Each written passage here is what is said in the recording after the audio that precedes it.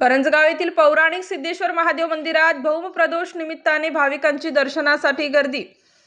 गोदावरी नदीच्या काठावर असलेल्या करंजगाव येथील हे मंदिर फार पुरातन काळातील असून प्रभू श्रीरामांनी स्वतः हस्ते सिद्धेश्वर महादेवाच्या शिवलिंगाची स्थापना करण्यात आल्याने हे अतिशय जागृत देवस्थान आहे। भाविकांच्या मनोकामना पूर्ण होत असल्याने प्रत्येक सोमवार प्रदोष एकादशीला भाविकांची विशेष दर्शनासाठी गर्दी असते।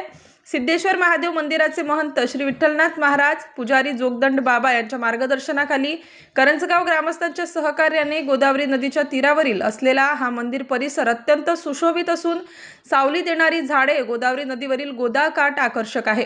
येथे वर्षभर विविध प्रकारच्या कार्यक्रमाचे आयोजन केले जाते।